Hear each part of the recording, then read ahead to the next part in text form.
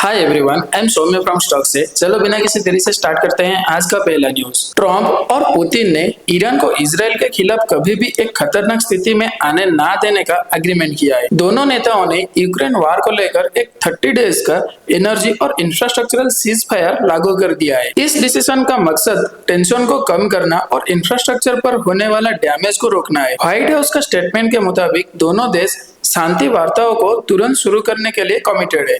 यह कदम global diplomacy के लिए एक इम्पोर्टेंट स्टेप हो सकता है। इसी के साथ अगर हम नेक्स्ट न्यूज के बारे में बात करें तो अशोक लेलैंड, मारुति सुजुकी और टाटा मोटर्स जैसे ऑटो कंपनीज को डीजीटीआर से कोई भी रिलीफ नहीं मिला। रिपोर्ट के मुताबिक ये डिसीजन कंपनीज के कॉस्ट स्ट्रक्चर और प्राइस स्ट्रेटेजी को अफेक्ट कर सकता है। इन कंपनीज को अगर टैरिफ कट्स या पॉलिसी सपोर्ट की उम्मीद थी तो अब उनको मुश्किल का सामना करना पड़ सकता है। Import duties, raw material cost और एंटी डंपिंग मेजर्स जैसे इश्यूज ऑटो सेक्टर के सेंटिमेंट को प्रभावित कर सकते हैं। इसी के साथ अगर हम नेक्स्ट न्यूज के बारे में बात करें तो इंडियन रेलवेज ने डिपार्टमेंट ऑफ एटॉमिक एनर्जी और मिनिस्ट्री ऑफ पावर के साथ छोटे न्यूक्लियर पावर प्लांट लगाने के लिए डिस्कशन स्टार्ट कर दिया है। ये इनिशिएटिव क्लीन एनर्जी ट्रांजिशन और नेट जीरो कार्बन एमिशन के लक्ष्य के तरफ एक बड़ा कदम हो सकता है। Small modular reactors eco friendly और स्टेबल पावर सोर्सेस प्रोवाइड कर सकते हैं जो रेलवेज के इलेक्ट्रिफिकेशन प्लान्स को बूस्ट करेंगे।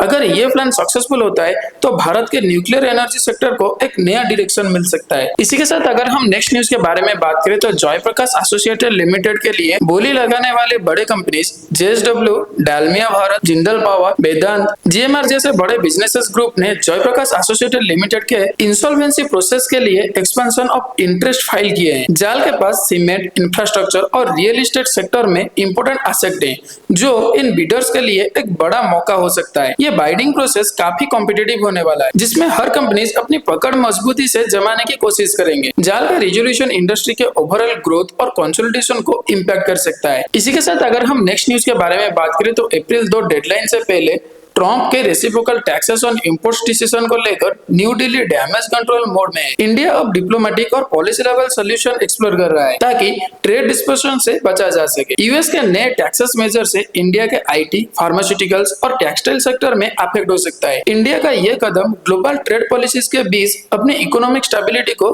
बनाए रखने का एक जरूरी हिस्सा है। इसी के साथ अगर हम नेक्स्ट न्यूज के बारे में बात करें तो सेबी ने जल्द ही इंडेक्स ऑप्शन के लिए इंट्राडे ग्रॉस लिमिट बढ़ाने का प्लान बना रहा है। यह मूव ट्रेडर्स और इंस्टीट्यूशन के लिए लिक्विडिटी और फ्लेक्सिबिलिटी को एनहांस करेगा, लेकिन सेबी इंटरनेशनल रेगुलेटरी बॉडीज के end of the day limit बढ़ाने का डिमांड को एक्सेप्ट करने के लिए तैयार नहीं है। रिस्क मैनेजमेंट कंसर्न को ध्यान में रखते हुए सेबी मार्केट की स्टेबिलिटी को प्रायोरिटी दे रहा है। इसी के साथ अगर हम लास्टली क्लोजिंग बेल के ऊपर ध्यान दें तो सेंसेक्स में आज 148 पॉइंट की ग्रोथ देखने के लिए मिला है और निफ्टी भी 22,900 के ऊपर ही आज सेटल हुआ है। पावर ग्रिड और अल्ट्राटेक सीमेंट में आज 2% की जबरदस्त मूवमेंट देखने के लिए मिला है। तो ओवरऑल ये था आज का न्यूज अपडेट। अगर आपको हमारी वीडियो अच्छा लगा हो या फिर कुछ भी इंफॉर्मेटिव लगा हो तो आप हमें लाइक करें, शेयर करें और सब्सक्राइब करना मत भूलें।